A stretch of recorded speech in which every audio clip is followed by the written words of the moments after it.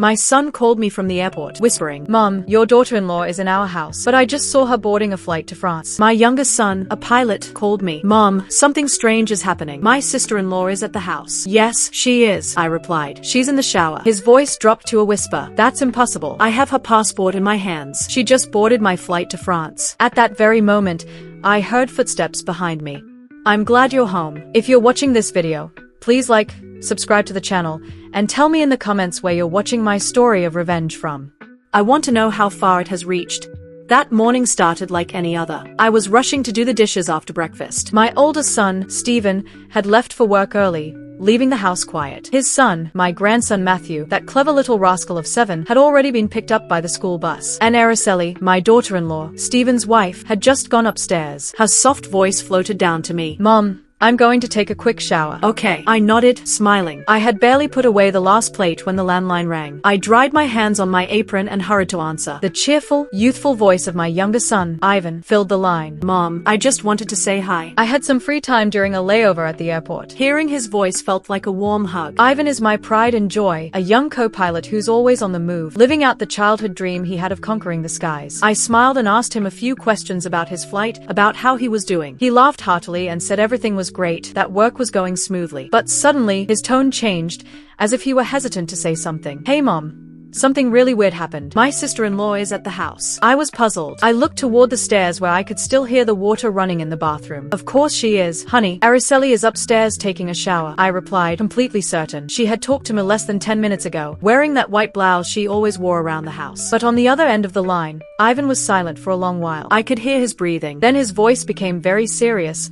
full of amazement. "Mom, that's impossible. I have her passport right here in my hand. She just got on my flight headed for France." I laughed softly, thinking he must be mistaken. "Oh, honey, you must have seen wrong. I just saw Araceli. She even told me she was going to take a shower." I tried to sound calm, to reassure him, but he didn't laugh like he usually did. His voice was slow, as if he were trying to put the story together in his head. After all the passengers boarded, I went back to get some papers I'd forgotten and found a passport lying near the boarding gate. At first, I was going to turn it into the staff, but when I opened it, I froze. "Mom, it's her passport. The photo is hers. There's no way to mistake it." I even went down to the passenger cabin to check. She's sitting in first class next to a very rich, elegant man. They were talking close, like a couple. Ivan's words were like a knife. I stood frozen, gripping the receiver. A couple? Impossible. I had just heard Araceli's voice upstairs. But then the sound of running water stopped. The bedroom door opened, and her voice floated down. "Mom, who is it?" My heart pounded so hard it felt like it might burst out of my chest. "Just a friend of mine," I said quickly, forcing my voice to stay calm. I hurried into the living room to avoid her gaze as she peeked out from the stairs, her hair dripping wet. I closed the door and whispered into the phone. "Ivan,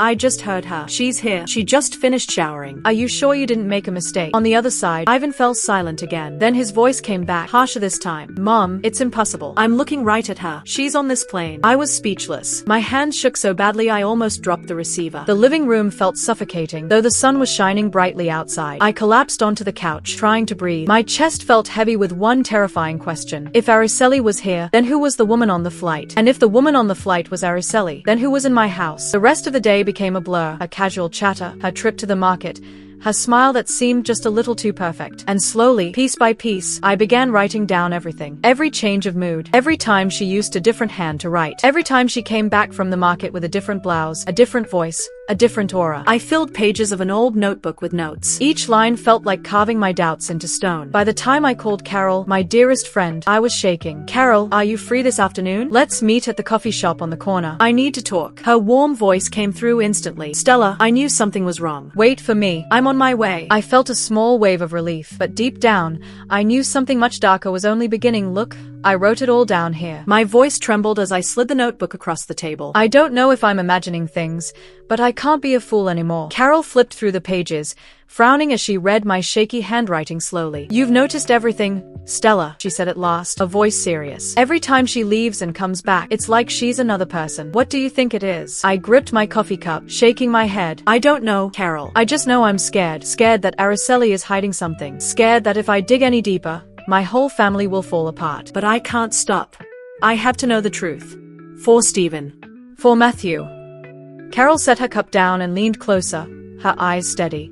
"You can't fool a woman's intuition, Stella. What does your gut tell you? Because mine says there's something very shady going on here. You have to get to the bottom of this. I hesitated, my voice dropping to a whisper. But what if I'm wrong? What if I misjudge her? What if I hurt Stephen? Carol cut me off gently but firmly. Trust your gut. If you don't find out the truth, you'll live with this doubt forever, and you won't be able to protect Stephen or Matthew. Just then, Mrs. Jenkins, the woman who sells vegetables at the market, walked into the coffee shop. She spotted me and smiled. Mrs. Brooks, what a coincidence. Last week I saw your daughter-in-law at the market. She was so kind, even bought an extra bunch of cilantro. But this morning she came again, looking so serious. She didn't even say hello. She just bought her vegetables and left. Is something wrong with her? I forced a smile. She must be tired, Marie, I replied, but inside I felt like I was drowning. Another person who had noticed. Another voice confirming what I already feared. I thanked Mrs. Jenkins, watched her leave, and turned back to Carol. My panic must have shown, because she reached across the table and took my hand. See, Stella? It's not just you. Even the neighbors notice. Don't lie to yourself anymore. Keep writing everything down, and if you have to, follow her. Not to hurt her, but to protect your family. I nodded, but my heart sank. Carol was right. Yet the thought of following my own daughter-in-law made me feel like a traitor in my own home. I had spent my whole life protecting this family, and now I was preparing to investigate one of its members. That afternoon, I returned home, my head spinning. Araceli left the house with her familiar red basket. Mom, I'm going to the market for a bit, she said softly. I nodded, watching her go. As soon as she disappeared behind the gate, I opened my notebook and wrote, 3 p.m., Araceli leaves for the market, carrying red basket. Normal attitude. I sat near the window, counting the minutes. At 6 p.m. she returned, but this time, she was carrying a blue basket. Surprised, I asked, did you switch baskets? She smiled quickly. Yes. The other one broke. A friend lent me this one. I nodded and added another note. Returned 6 p.m., carrying blue basket, voice rushed. Each line in my notebook felt like a stone in my stomach. I was getting closer to the truth, but farther away from the trusting mother I used to be. That weekend, Stephen had to work overtime and Matthew was away at a school activity. The house was silent, just me and Araceli. I busied myself with cleaning, trying to keep my doubts at bay. But then, Araceli came down the stairs in a pale yellow floral dress, looking fresh and cheerful. Mom, I'm going to the market for a bit, she said with her usual sweetness. She grabbed her wicker basket and left. I nodded, smiling, but inside, a voice screamed at me. Follow her, Stella. Go find the truth. This time, I didn't hesitate. I grabbed my old shawl, draped it over my head, and slipped out the door, keeping a careful distance behind her. The sun was hot, sweat ran down my back, but I didn't care. I just wanted to know. Araceli walked briskly down the cobblestone street toward the market, but suddenly, she turned left instead of right, heading into an alley behind the working-class neighborhood. The houses there were small and crumbling, with peeling paint and rusted tin roofs. My heart pounded as I slowed down, hiding behind some parked bicycles. She didn't look back. She kept walking, deeper into the narrow alley where sunlight barely reached, until she stopped in front of an old wooden door. I held my breath as she knocked softly. The door creaked open. She stepped inside, and she disappeared. I stood frozen, my feet glued to the ground, my pulse roaring in my ears. What was my daughter-in-law doing there? This wasn't the market. This wasn't any of the friends' houses she had ever mentioned. I wanted to run up, knock on the door, demand answers, but I couldn't move. I was afraid of the truth, afraid that whatever I was about to discover would shatter everything. In the end, I turned around and went back home, each step heavier than the last. I had barely pushed the gate open when I froze. Araceli was in the kitchen, chopping vegetables. She was wearing a crisp white blouse, not the pale yellow floral dress she had left in just minutes ago. Her frown deepened when she saw me. Where did you go, Mum, that you're just getting back? I stood frozen, my mouth dry, unable to speak. Only moments ago, I had seen her disappear into that alley in a yellow dress. How could she have returned so quickly? And changed clothes? I just went for a walk, I stammered. Araceli nodded but said nothing more. Her cold gaze made my stomach twist. I escaped upstairs, pretending to look for something, just to get away from that stare and calm my heart, which was pounding violently in my chest. That night, I sat knitting when Matthew ran into my room, his cheeks red from playing outside. He threw his arms around my legs, sobbing. "Grandma, Mama yelled at me just because I dropped a pencil. Not like yesterday. Yesterday she was so nice, she even hugged me." I held him close, stroking his hair. "Your mom was just tired. Honey, don't be sad," I whispered, but my voice trembled. Matthew buried his face against my shoulder. "Grandma, I want the mom from yesterday." Tears stung my eyes. His words were like a knife, carving my suspicions even deeper. That night, I didn't sleep. I lay in bed staring at the ceiling, the images flashing in my mind over and over. Araceli in the floral dress going into the alley. Araceli in the white blouse, standing in the kitchen. And Ivan's voice echoing in my memory, "She's on my flight." I took out my notebook and wrote one trembling sentence. "Maybe they are not the same person." The words felt like a curse. By morning, my decision was made. I couldn't bear the doubt anymore. I took the family photo from the living room, the one where Araceli smiles radiantly between Stephen and Matthew, and held it tight as I left the house. The alley looked just as it had yesterday, narrow, shadowed, silent. I stopped next to a corn stand where a middle-aged woman was fanning the charcoal. "Excuse me," I said, showing her the photo. "Have you seen this young woman around here?" The woman squinted, then nodded. "Oh yes. She often goes in and out of the house at number 14. That one right there." My heart pounded as I thanked her and walked toward the house she had pointed to. Number 14 loomed before me, its walls stained, its wooden door peeling, a pot with a wilted daisy sitting on the window ledge. I knocked. Each knock sounded like a hammer on my chest. The door creaked open, and I went cold. Standing before me was a woman identical to Araceli, same face, same hair, same body. But her eyes were frightened, and her hands trembled as she clutched a rag. Araceli," I whispered. The woman flinched, gripping the rag tighter, and tried to close the door. Then another voice came from inside, calm, soft, but firm. "Isadora, don't hide anymore. You know this isn't right." Another young woman appeared, stepping out of the shadows. Her dark hair was tied back in a bun, and her eyes were intelligent yet kind. She smiled faintly at me. "My name is Lucy Miller," she said. "I'm Isadora's roommate. Please come in, Mrs. Brooks. It's time you knew the truth." My legs felt weak, but I stepped inside. The air smelled faintly of disinfectant. The floor was cracked concrete, the tin roof patched in places. In a corner, an old man lay on a cot, coughing under a frayed blanket. I sank into a wooden chair that Lucy pointed to, clutching my family photo like a talisman. The woman identical to my daughter-in-law lowered her head, her voice barely audible. "I'm sorry," she whispered. "I'm not Araceli. My name is Isadora." The room spun. Isadora.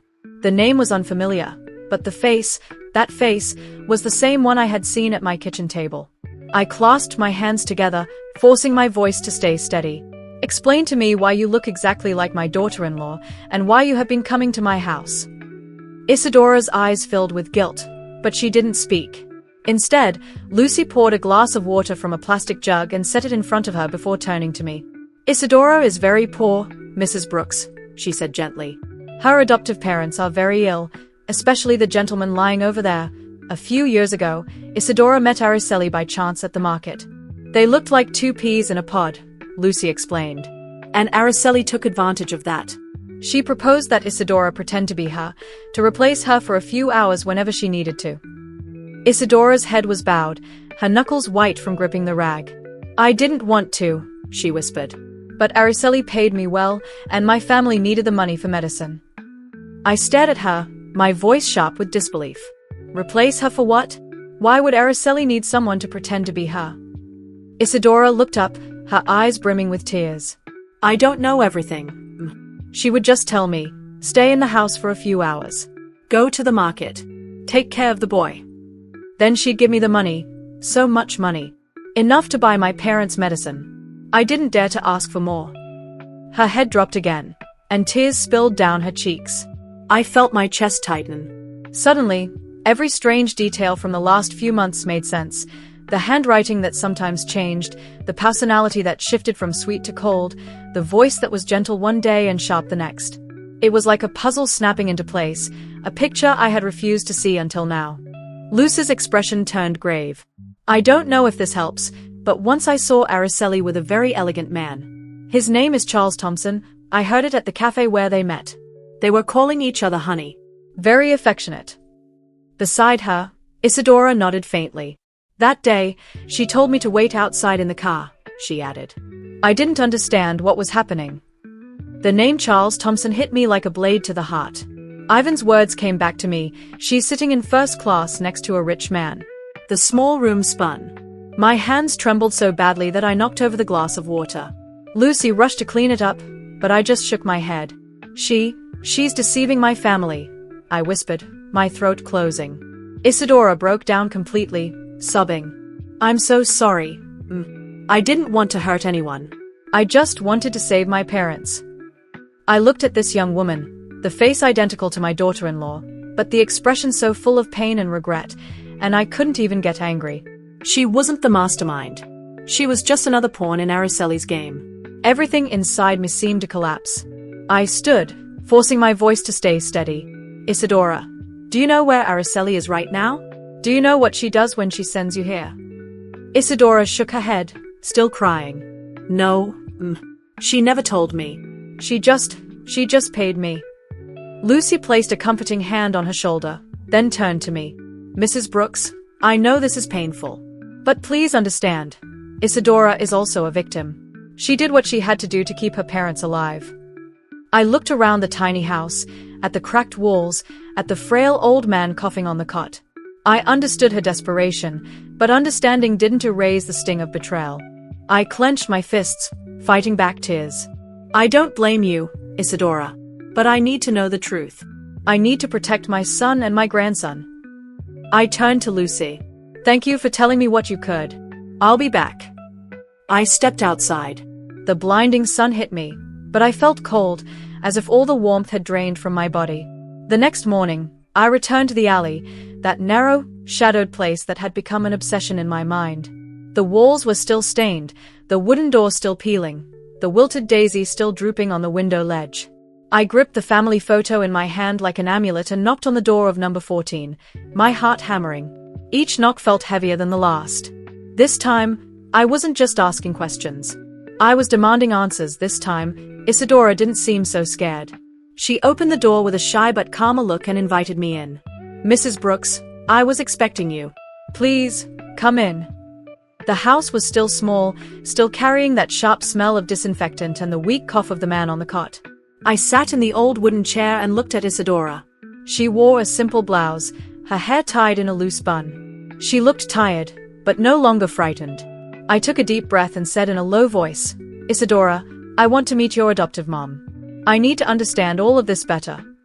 Isadora nodded and led me to a corner of the room where a very thin woman with completely white hair lay on a bed, her cloudy eyes fixed on the ceiling. This is Mrs. Jones, Isadora said softly. I sat beside her, took her frail hand, and introduced myself. I'm Stella Brooks, Stephen's mother, Araceli's mother-in-law. Mrs. Jones turned her head slightly, breathing with difficulty, and spoke in a weak voice. Isadora is not my blood. She's a child I adopted when she was a newborn. Her words struck me like a hammer. My heart began to pound, but I forced myself to stay calm. Please, I said quietly, tell me how it happened. The lady coughed, then began, her voice trembling.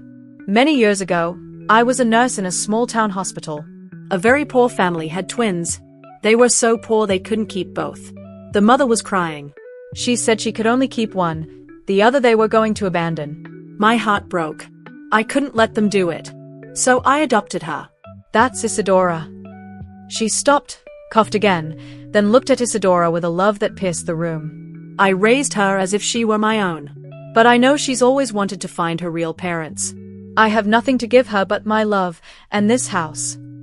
I gripped the edge of the chair, my head spinning. Do you know who Isadora's biological parents are? I asked, my voice trembling. Mrs. Jones shook her head. All I know is they were a poor family from a nearby town. I didn't ask much. I just wanted to save the child. I looked at Isadora. She had her face bowed, tears rolling down her cheeks. Mrs. Brooks, I don't know anything about my biological parents. she said, her voice choked. But when I met Araceli, I thought maybe she knew something. She looks so much like me. But she never told me anything. I felt the air leave my lungs. Do you have any old papers? I asked Mrs. Jones. She pointed toward an old wooden dresser. Isadora took out a yellowed envelope and handed it to me. Inside was a copy of hospital records with Isadora's date of birth. I read them quickly, and my heart stopped. Isadora's date of birth was exactly the same as Araceli's. I looked up, my hands trembling. You and Araceli could be twin sisters, I whispered. Isadora broke down, covering her face. So Ara is my sister. Why didn't she tell me? Why did she make me do all that?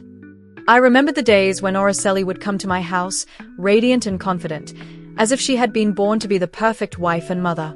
I had loved her. I had trusted her to bring Stephen happiness. But now I knew she had not only deceived my family, she had taken advantage of her own sister, using her as a double to hide secrets I didn't dare to imagine. I stood, put a hand on Isadora's shoulder, and spoke firmly despite the ache in my chest. From today on, I won't let anyone take advantage of you. I will help your parents with their illness, but in return, you must cooperate with me. This truth must come to light. For Stephen. For Matthew. Isadora nodded, still crying. I will help you. I don't want to live in this lie anymore. For the first time, I saw sincerity and hope in her eyes. I left the house and walked through the alley, my soul in turmoil. The market was bustling, people laughing and shopping. But Mrs. Jones's words echoed in my mind like bells. 2 twins. One abandoned. One raised. And now their destinies had crossed. In my family. I returned home feeling like a field after a storm. The truth about Araceli and Isadora was a rock crushing my chest. I knew what I had to do, but I wasn't ready to face my daughter-in-law and reveal everything to Stephen and Matthew. That night, I called Ivan. My voice was firm, though my hands were shaking. Ivan, you have to come home tomorrow night. There are some things I need you to clarify. He sounded worried. Mom, did something serious happen? Just come, honey, and bring Araceli's electronic passport if you can. He didn't ask questions. Yes, Mom. I'll be there. I hung up and sat in silence, feeling the weight of the world on my shoulders. Tomorrow night would be a night none of us would ever forget. The next day, I got up early and prepared a big family dinner. I laid out the white tablecloth, lit candles, cooked Stephen's favorite chili and Matthew's beloved roasted fish. This dinner wasn't for celebration. It was to mark the end of a lie and the beginning of something new. When Stephen came home at dusk, he was surprised to see the table set. What are we celebrating, Mom? Nothing, honey, I said with a calm smile. I just wanted all of us to have dinner together. Araceli came in wearing a light blue dress, smiling softly but with a trace of nervousness in her eyes. Matthew ran to me, giggling. Grandma, the fish smells so good. I stroked his hair, a lump forming in my throat. After tonight, his innocent smile might never be so carefree again. We sat at the table. At first, the atmosphere was light. Stephen talked about work, Matthew chatted about school. But I noticed Araceli's hand trembling slightly as she held her spoon. I took a deep breath and signaled to Ivan, who was waiting outside. He entered, and behind him came Isadora, wearing a simple dress, her face identical to Araceli's but filled with anguish. The table fell silent. Matthew looked from one woman to the other. Why are there 2 moms? He asked innocently. Stephen turned pale, dropping his spoon. Araceli jumped to her feet. What is this, Mom? I gripped the edge of the table to keep from shaking. Sit down, Araceli, I said in a slow, firm voice. We need to clear everything up. Then I told the story, every detail, every discovery, each word cutting me like a blade. Ivan's call from the airport when he saw her boarding a flight to France. The handwriting that had changed.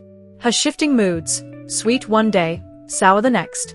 And finally, my visit to the alley where I met Isadora and discovered the truth.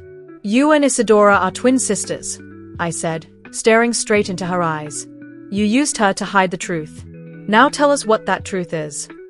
Araceli trembled, her face pale as paper. She's lying, she shouted. She's making this up to humiliate me. But Ivan placed a stack of papers on the table with a thud. This is a copy of your electronic passport, he said. It shows your entry and exit stamps from France. You can't be at home and on a plane at the same time. Araceli stared at the papers, lips pressed tight, unable to answer. Then Matthew spoke, his small voice breaking the heavy silence. It's true, Grandma. Some days my mom is an angel, and other days she's really mean. I don't like the mean mom. His words pierced my heart like a knife. Just then, Lucy entered from the back door, her eyes sharp. I saw Araceli with Charles Thompson, she said coldly.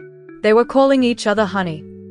And she was the one who hired Isadora to pretend to be her and deceive this family. Stephen turned to his wife, his voice raw. Is it true, Araceli? Tell me. For a long moment, she stayed silent, then suddenly screamed, her voice full of fury. Yes, it's true. I have a lover. I'm sick of this poor life. I'm sick of being the daughter-in-law in this house. Charles gives me a life 100 times better. And you, Stephen, you're good for nothing. Her words exploded in the room like a bomb. Stephen froze, his fists clenched so tight they turned white. Matthew burst into tears and ran to me, his small arms wrapping around my waist. Grandma, what did my mom say? He asked, his voice trembling. I hugged him tightly, tears streaming down my face. Then I looked at Araceli, my heart breaking. She stood there, cold and emotionless, without a shred of remorse. Stephen rose to his feet, his voice shaking. Araceli, do you really think that? She didn't answer. She just turned around and left. From the corner of the room, Isadora, who had been silent the entire time, finally spoke, her voice low but clear. Sister, you didn't have to hurt them like that. I just wanted to help you. I never thought you'd go this far. Araceli glared at her but said nothing. She simply walked out, slamming the door behind her. The silence that followed was suffocating. After that night, the air in my house felt robbed of life. The living room, once filled with Matthew's laughter and Stephen's conversations, was now heavy with grief. I felt like someone who had just survived a hurricane, standing among the rubble of the home I had fought so hard to protect. A week later, Stephen and Araceli went to the courthouse to finalize the divorce. I didn't go. When Stephen returned, his voice was hollow, as if part of him had died. Mom, he said quietly, she didn't even look at me or Matthew. She signed the papers and left with that man, as if we never existed. I sat next to him and took his hand, fighting back my own tears. Araceli didn't even ask for custody of Matthew, as if he had just been part of a play she'd grown tired of performing. My heart ached, not just for Stephen, but for Matthew, a 7-year-old boy who didn't deserve to be abandoned. Don't worry, honey, I whispered, my voice trembling. I'll always be here. Matthew will never be without love. But deep inside, I knew this wound would take a long time to heal. Stephen fell apart after that. He barely spoke, burying himself in work or sitting silently as he watched Matthew play in the yard. When I looked into my son's eyes, I saw the same sadness I had seen in my husband Raphael's during his last days, when he knew he couldn't stay with us much longer. I wanted to hold Stephen and tell him everything would be all right, but I didn't know where to begin. And then, like a small light breaking through the darkness, Isadora appeared. She came every day, bringing warm food, sitting with Matthew, wiping away his tears when he asked, Auntie, where did my mom go? I would look at her face, so much like Araceli's, and yet her heart was different. Isadora was gentle, patient, and always found a way to make Matthew laugh. One afternoon, Matthew ran to her with a bright smile. Mom, Isadora, teach me how to draw a little bird. I froze for a moment, my heart tightening. He had called her Mom. Isadora laughed softly, stroking his hair. Of course, my love. But you have to draw it really pretty so I can see it. Tears filled my eyes. Matthew's innocent words were like medicine for my wounded heart. I realized then that Isadora had not only replaced Araceli during those dark days, she had become part of our family with her own sincere heart. One evening, as I was cleaning the kitchen, Stephen called me to the living room. He stood there holding a small ring, his hands trembling, his face a mix of nerves and determination. Isadora was beside him, blushing, her eyes shining. Stephen knelt down, his voice breaking. Isadora, I don't want to waste any more time. You brought light back to me and to Matthew. Will you be my wife, and Matthew's mom? Isadora burst into tears, looking at me as if seeking my blessing. I walked over, took her hand, and nodded gently. You deserve this, honey. You've been part of this family for a long time." She hugged me, her tears soaking my shoulder. In that moment, I knew my family was beginning to heal. The wedding was soon after, small but full of love. I stood in the yard, looking at the red roses tied to the fence, listening to Matthew's laughter as he wore his tiny suit, proudly acting as his dad's best man. Ivan flew back from a work trip and stood beside his brother with a smile as radiant as the day he first wore his pilot's uniform. I sat in the front row, tears streaming down my cheeks. But this time, they weren't tears of grief. They were tears of joy. I watched Isadora in her simple wedding dress, holding Stephen's hand, and I knew that our family had found a heart that was real and sincere. After losing a fraud, we had gained someone genuine. Life slowly returned to normal. Isadora kept her humble ways, caring for Stephen and Matthew with a quiet, steady love. She cooked warm meals, sang Matthew to sleep with the same Cielito Lindo I had sung to my sons. Every night, she sat beside Stephen, listening as he talked about his blueprints and projects, her eyes shining with pride. Matthew no longer asked about his other mom. He simply curled up next to Isadora, smiling as he called her mom. The wounds were closing. One late night, I sat on the porch as a gentle wind rustled through the garden. Inside, I heard Matthew's laughter mixed with Isadora's sweet voice. I peeked in and saw Stephen at his desk, focused on his work, while Isadora set a cup of tea beside him and kissed his forehead softly. I smiled, feeling peace for the first time in a long while. I thought about the long road I had walked, from my first doubts, from Ivan's call, to that dark alley where I discovered the truth. The truth had been cruel, but as Raphael always used to say, the truth will set you free, Stella. And it had. The truth had freed us, had brought us Isadora, and had given us a brighter, happier beginning. The story you've just heard has been changed in names and places to protect the identity of those involved. I don't tell it to judge, but in the hope that someone out there will pause and reflect on how many mothers are silently suffering inside their homes. I wonder, if you were in my place, what would you have done? Would you have stayed silent to keep the peace, or dared to face everything to reclaim your voice?